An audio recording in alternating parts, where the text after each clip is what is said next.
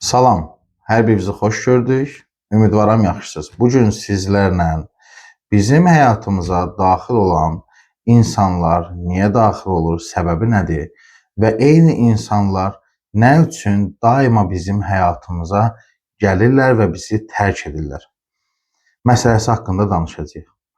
Amma bu mövzuya keçmədən əvvəl kanala abunə olmağı, rəy yazmağı və paylaşmağı unutmayın. Son zamanlar hər kəsin verdiyi önəmli bir sual var ki, bu sualı hər kəs verir. Rüfət bəy, niyə mənim həyatımda eyni döngülər baş verir? Niyə mənim həyatıma daxil olan insanlar məni incidir?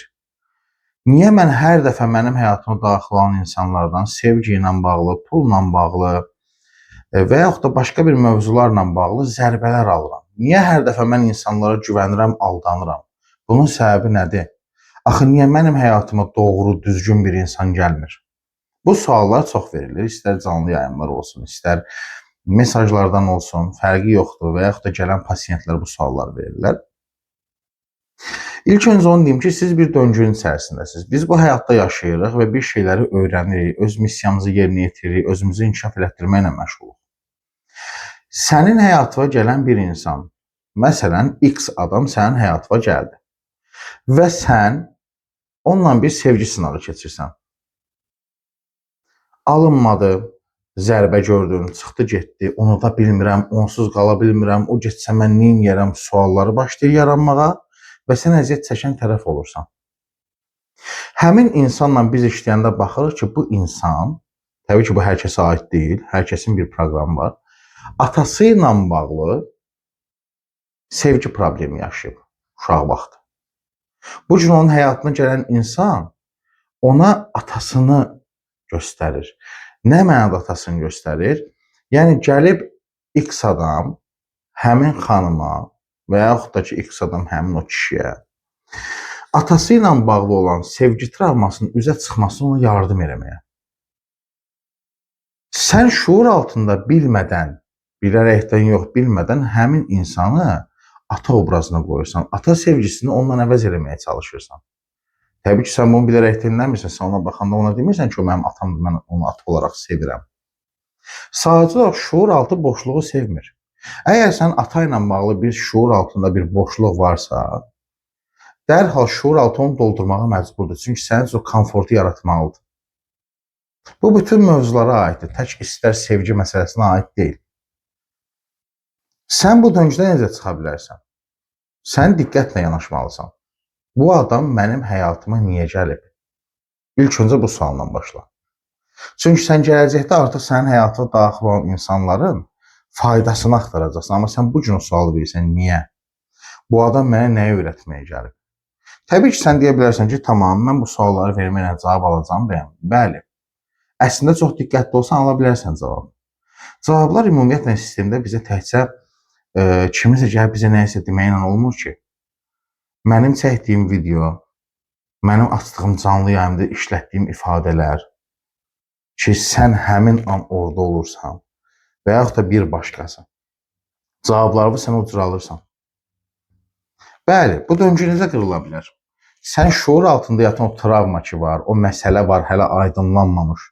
Sən onu həll elədikdən sonra avtomatik olaraq o tipdə sənin şuur altında olan o travmanı yansıdacaq, sənə göstərəcək insan artıq sənin həyatına gəlməyəcək.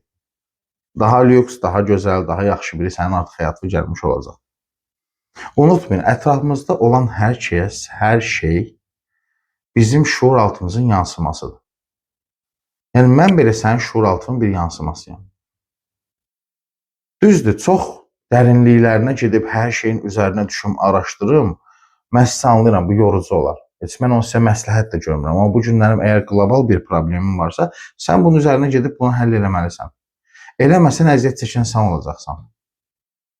Ən pisi də insanlar bilsiz neynirlər, biri gəlir onun həyatına, yəni bu təkcə sevgi baxımından söhbət getmir, başqa mövzular da ola bilər. O gedəndən sonra başlayır qarğış eləməyə. Allah sən bəlalı versin, səni görüm belə olasan, kaş səni görməz olardım. Kaş səni tanıdığım gün başıma nəsə düşərdi. Bu kimi ifadələr işlədilər. Bu əslində yanlış bir ifadədir. Olmaz. Qarğış ümumiyyətlə olmaz. O insan sənin həyatında bir missiyası olub. O gəlib sənin həyatına, sənə bir şeylər göstərib öyrətməyə. Bu sistemin işidir. Sən də kiməsə nəyisə öyrədirsən zaten. Hamı bir-birinə nəyisə qarşılıqlı öyrədir. Sən anlayandan sonra ki, bu insan sənin həyatına gəldi, amma əslində bu adam məni incitməyib, heç zərbə vurmayıb. Mənə şuur altımı genişləndirməyə, inkişaf etdirməyə kömək edib. Məsələsini sən anlayandan sonra sən ona təşəkkür edəcəksən. Allah köməyin olsun, çox sağ ol. Allah səndən razı olsun. Sən mənə bunu eləməsəydin, mən belə olmazdım. Sadəcə insan oturur düşünür ki, hə tamam, mən bundan daha xoşbəxt olacağam, bu mənim həyatımda bitdi. Xeyr, belə deyil. Hər kəsin həyatında bir missiyası, bir müddəti var. Təbii ki, uzun müddətli qalan olurmu missiya olaraq? Bəli, təbii ki, olur. Amma bu günlərim sən buranı təmizləməlisən. İstər bax pul mövzusu olsun. Bir insan deyir ki, mən borcun içindəyəm, borcla bağlayıram, amma tam bitirə bilmirəm. Bunun səbəbi nədir? Bu da sənin şuur altında yatan, hər hansısa bir pulla bağlı olan negativ bir inancdır. Negativ inanclar təkcə pulla bağlı olmur. Hər bir mövzu ilə bağlı negativ inanclar olur. Sevgi ilə bağlı, pulla bağlı. Adicə insanların özünü götürək, bu günlərim özü üçün kiçik bir komfort zona yaradır. Oturur və durmaq istəmir. Hərəkət eləmək istəmir, gəzmək istəmir. Dinləyinlə mənə belə rahatdır da. Bunun özü belə sənin özündə yaratdığın komfort zonadır. Bax, sən o komfort zonanı tərk eləməlisən. Baxın, sizə bir şey deyim. İnsanlar bugün nəyi seçirlər? Oturub bu formada, bax bu formada baxmağı seçirlər. Düz baxırlar. Ancaq hara baxırsa oranı görür. Halbuki o insan əlini götürüb bir sağa baxsa, götürüb bir sola baxsa, bütün ətrafı artıq görəcək. Amma bunu götürmək istəmirlər. Bəzən insanların əksəriyyəti üzləşməkdən belə qorxurlar. Özü-özünü üzləşmək belə istəmir. Bax, bugün biz nəyə öyrənməliyik? Üzləşməyi, onunla üz-üzə gəlməyi, qorxmamağı. Zaten siz nəyə eləmək istəmirsinizsə, qorxularınızdan eləmək istəmirsiniz, qorxduğunuz üçün eləmək istəmirsiniz. Hər bir travmanın arxasında zaten bir qorxu dayanır. Sən ilk öncə eləməlisən, qorxularını bitirməlisən, qorxularınla üzləşməlisən. Mən əvvəl də demişəm, qorxular pis bir şey deyil. Qorxu bizə xidmət eləyirsə, gözəldir, bizi qoruyur.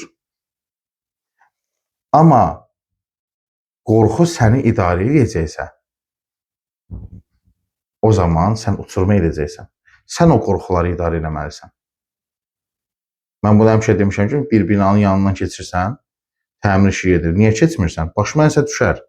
Bax, burada sən qorxunu artıq idarə edirsən. Qorxu sənə kömək elədi. Qoymadı oradan keçməyə. Burada sənə xidmət elədi o. Amma oturum evdən çölə çıxmayayım, qapını açmayayım, pəncərəni açmayayım, külək gələr, xəstələnərəm, filan şey eləməyim, mən filan şey olar. Bunlar artıq qorxunun sizi idarə eləməsidir. Çünki şuur altı daim sizi qorumağa çalışır, daim sizi balansda saxlamağa çalışır. O düşünmür ki, bugün mən burada oturmuşamsa yaxşıyam, buradan qalxıb başqa yerdə də otura bilərəm. Burada yaxşısansa ona bəsdir. Amma sənə bəs deyil. Sən inkişaf eləməlisən, sən özü dəyişməlisən. Həyatınızda insanların heç biri boşuna gəlmir. Siz heç kimlə boş-boşuna qarşılaşmırsınız. Qarşıya bir kobud insan çıxırsa, demək sənin daxilində da bir kobudluq var. Bu pis bir şey deyil. Nə gözəl. Çıxıb. Tamam, demək mən o kobud tərəfimi əldə eləməliyəm. Ətrafınızdakı insanlara baxın. Ətrafınızdakı insanlara baxın və görün ki, hansı xasiyyətdədirlər, hansı düşüncədədirlər. Sən bunların hamısını ayırt etməlisən. Sən bunların hamısını düşünməlisən, görməlisən, bilməlisən. Bu gündən etibarən sən bunları otur yaz. Qeydiyyatını apar və özünü dəyişməyə başla. Bu dəyişim üçün mən sənə kömək edə bilərəm. Heç bir problem yoxdur. Səhifəyə keçid edə bilərsən, digər səhifələrimi götürə bilərsən, əlaqə yarada bilərsən. Əsas odur ki, sən inan. İlk öncə özünə inan, sonra bizə inan. Diqqətinizə görə təşəkkür edirəm.